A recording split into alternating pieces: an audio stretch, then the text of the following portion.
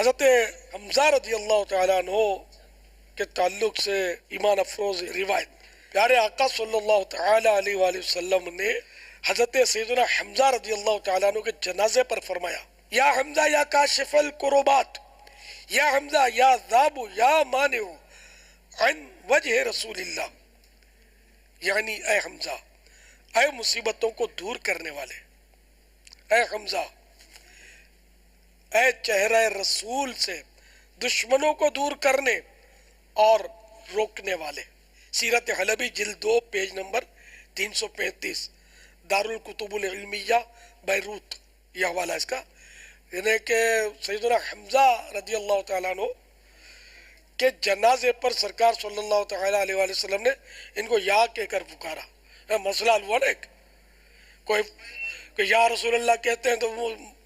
وسوسہ شیطان گاتا ہے کہ یا تو اللہ کو کہنا چاہیے، یا اللہ، تو سرکار صلی اللہ تعالیٰ علیہ وآلہ وسلم نے یا حمزہ کہا،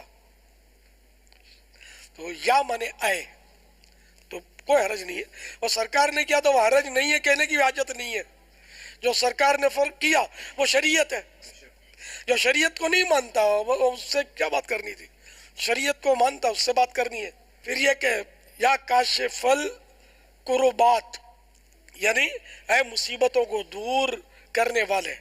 یعنی یہاں اس کا ترجمہ یہ بھی بنے گا یا دافع البلیات،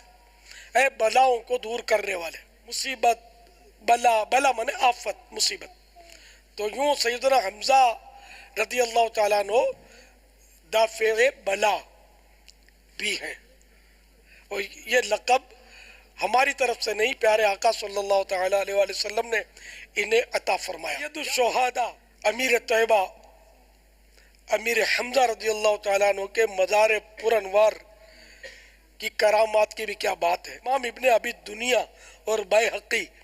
دلائل میں روایت کرتے ہیں کہ کسی نے ایک دن سیدنا حمزہ رضی اللہ تعالیٰ عنہ کے مزار کے قریب نماز پڑھی۔ اس وقت وہاں کوئی بھی نہیں تھا، نام و نشان نہیں تھا کسی بندے کا۔ نماز کے بعد مزار پر سلام عرض کیا، جواب آیا، اور اس کے ساتھ یہ فرمایا، جو میری قبر کے نیچے سے گزرتا ہے میں اسے پہچانتا ہوں، جیسا یہ پہچانتا ہوں کہ اللہ پاک نے مجھے پیدا کیا ہے، اور جس طرح رات و دن کو پہچانتا ہوں۔